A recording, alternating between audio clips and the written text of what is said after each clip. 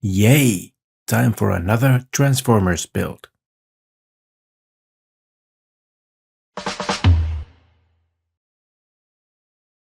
Because Mr. Human Helper has a collection of masterpiece Transformers figures, it should not come as a surprise that we are getting all these Lego Transformers sets for our collection. The third release in this range was Soundwave, and it had looked quite impressive in pics and video reviews, so I couldn't wait to get this one assembled. So, time to open the box and start building.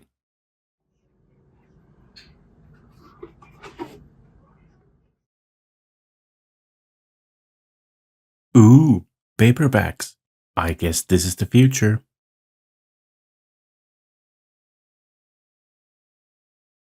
Inside the box, you can find an instruction booklet, 12 bags of parts, one special smaller bag of parts, and a sticker sheet. And then on with the build. This time you can see that it is me sitting opposite Mr. Human Helper. This set was bought just within few days of a next Lego event, and I wanted to present this there. Unfortunately, the Human Helpers had quite a lot to do during the days before the event, so I had to ask if Mr. Human Helper could build this solo later in the evenings. And of course, he said yes. This first bag contained the parts for a miniature cassette recorder representing Soundwave in his alt form, and also parts for the Laserpeak, a mechanical bird that can transform into a cassette. The second pack has parts for Ravage, a black cat, possibly jaguar or a panther that can also turn into a cassette. I think that it is a pretty nice idea that both of these cassette builds are here at the beginning. That way you get something ready that can transform, even though these are quite small. Here, Mr. Human Helper is finalizing Ravage with his missiles. Then it was of course time to see how the transformation works. And they both transform into their cassette forms quite easily.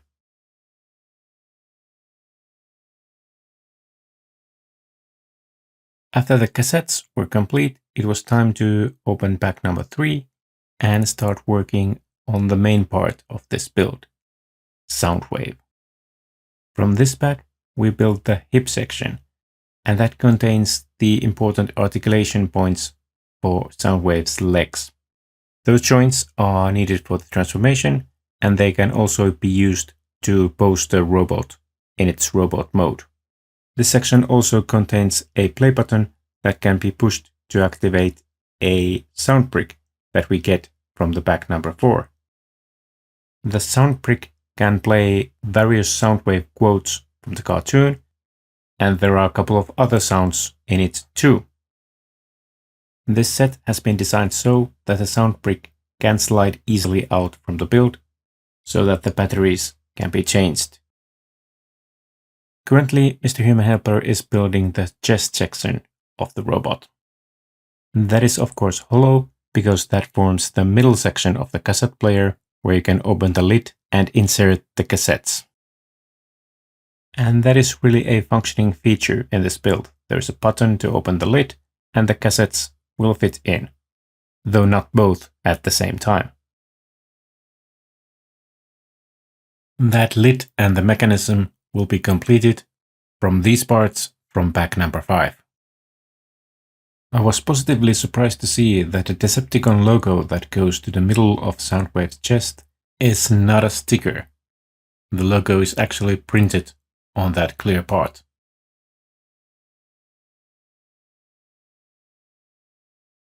And I also think that it's cool that the button that opens the lid doesn't use any springs or rubber bands or anything like that. It just works with friction between the parts. Rest of the pieces from this pack are used to build the shoulder sections. Those are also part of the transformation. Those will allow the robot's arms to hide on its backside when it's transformed into the cassette player mode. Then it was time to move on to Pack 6, and that contains parts for both arms. It's quite interesting to note that you could pretty much open any of the packs instead of Pack 6 and continue building the model that way. Well, almost.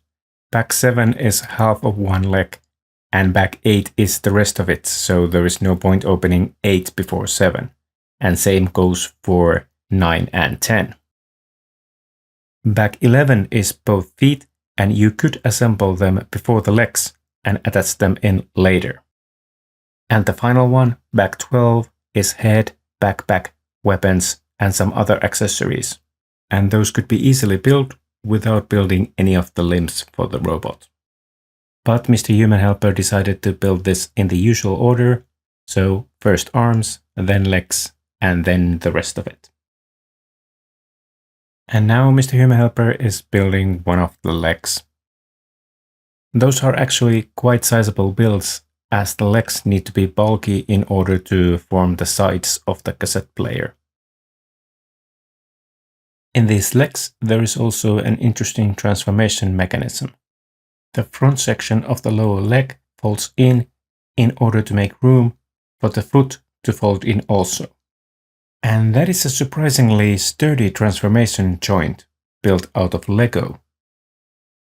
Handling that joint almost feels like you're handling an actual Transformers toy. And this is the point in the build when that mechanism is actually built. And there it just went in. Now neither me or Mr. Human Helper had actually noticed that we had made a small mistake in the build all the way at step 19. There you were supposed to add black Technic pins to the rotation joint sockets where the legs would be attached later. The legs will attach even if those pins are not in, but the connection is quite flimsy. So right about this point we were wondering if the set had some serious quality issues, but in the end it was a build mistake, and one that could be fixed fairly easily. Now one problem when building a robot is that some repetition is required, because the robot will need 2 arms and 2 legs. So as soon as you have completed one leg, you have to build another one. It will of course be an exact copy of the first one, but just mirrored. But there are some slight differences. The guns of this robot can be stored in the alt mode, and the connection points for those guns are in the legs. And those are not identical. One thing that I also noticed about the legs is that those are pretty much the only part of this robot where there is visible alt mode gibble, meaning some parts that are needed for transformation but do not quite fit the robot mode. In this case, there are 2 panels on the backsides of the legs that just sort of hang in there, but those are needed to make the alt form much prettier.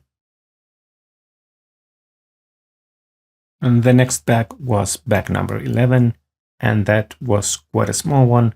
It contained the feet. Those were both attached in with a couple of sturdy ball joints, and those were easily strong enough to handle the weight of the robot.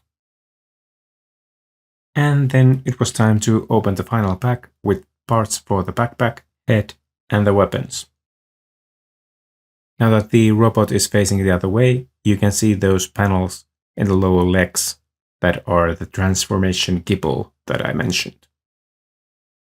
The head contained options for 2 different colors for eyes or the visor of the Soundwave.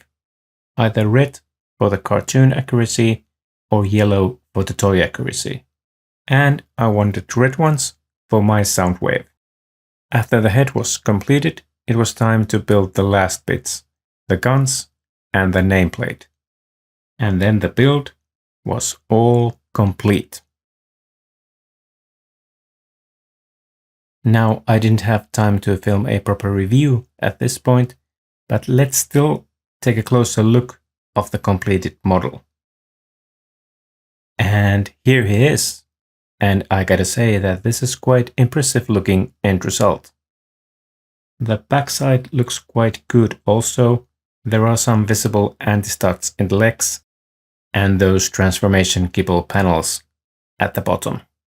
I quite like these details on the robot's legs, but I think that the absolute best part of this entire build is the head.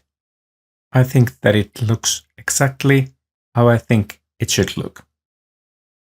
Here you can see a close-up of the Ravage and Laserbeak on the other side. And I also quite like that the nameplate has a spot for this miniature alt form. And that is a good looking build, right? Now, of course, I didn't have time to show the transformation or do a proper review, but those will be the topics of my next videos. If you want to get a notification as soon as one of those is up, you should consider hitting that subscribe button down there. I will upload the next video ASAP, but remember, when a Sloth says that, it means as slowly as possible. Bye bye.